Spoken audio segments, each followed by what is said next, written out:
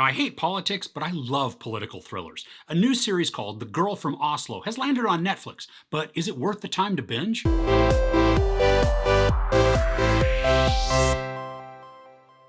Norwegian tourist and two Israelis are kidnapped by ISIS terrorists in the Sinai desert and then threatened with death if 12 ISIS prisoners are not released. So, this is a twisting dramatic thriller that focuses on the kidnapping of Norwegian and Israeli young people by ISIS or Daesh, and that they are then used in a ploy to free prisoners that are being held by Israeli forces and the country of Norway. Even though the story jumps back and forth between countries, it's fairly straightforward and pretty easy to follow. The drama is high as can be imagined when you have any type of kidnapping or hostage situation, and then this is compounded because the opposing forces don't want to release the prisoners, even for the sake of the kidnapped.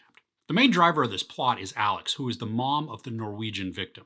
And Alex travels to Israel in an effort to save her daughter. But in many aspects of this story, she actually makes things a lot worse. I mean, sure, she does have the best of intentions, and she's rightfully distraught, but her actions don't always have the intended outcome, which was then frustrating to watch. Also, something that's really frustrating to the story, but also I think necessary to increase the story anxiety, is the unwillingness of multiple governments to budge or make concessions in order to save the victims. I liked many of the actors and their portrayals in this, but I didn't like most of the characters. There were some that I think I was supposed to sympathize with, but I found them hard to root for because they were just ultimately selfish in their own pursuits. But also, that selfishness is what makes the drama increase to just crazy levels because we don't know what they're going to do when they're pressured or threatened. I loved a lot of the cinematography in this. We really get a great feel for how lonely, isolating, and massive the desert and then the mountainous regions are as the kidnappers and their victims navigate through the terrain. I loved how the camera often pulls far back so that we can see the grandeur, but also we get to see how tiny those characters are within the whole scene. There are also wonderful city shots, and I always enjoy those aerial shots with that top-down perspective. It can make us feel claustrophobic and maybe even anxious as roadways get narrower and then more confusing. There are also some sequences in this that show bombs going off and different explosions or even people running away from chaos.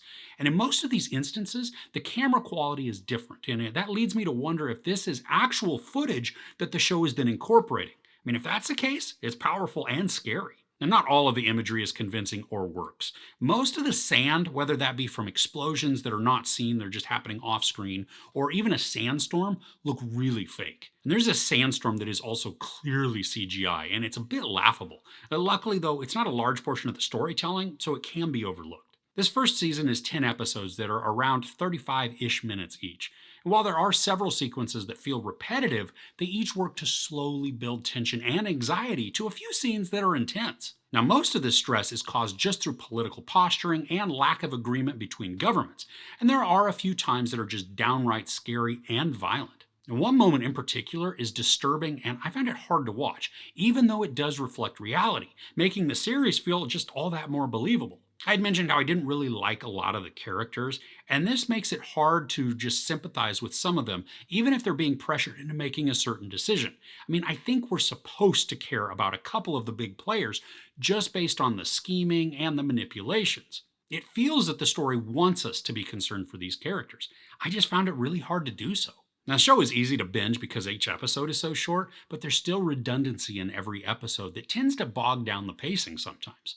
Some portions, especially as they pertain to within the Israeli government, they feel sometimes just haphazardly put together. I mean, sometimes we'll get tense discussions between the powers that be, and they feel very consequential. But then other times it seems as if all of those talks have just been forgotten and they're not revisited again.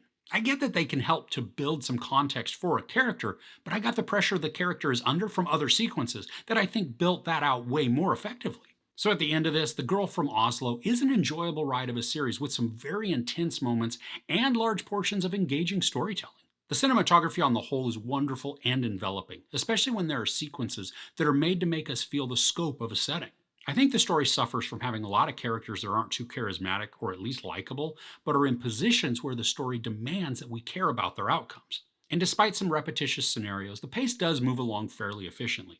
I enjoyed the ride, but if there were to be a second season, I'm not sure I'm going to be chomping at the bit to watch. There's no sex or nudity, a lot of profanity, and a bunch of horrific violence. I give The Girl from Oslo 3 out of 5 couches. What are you binging right now? Anything I should be adding to my list? Let me know in the comments below.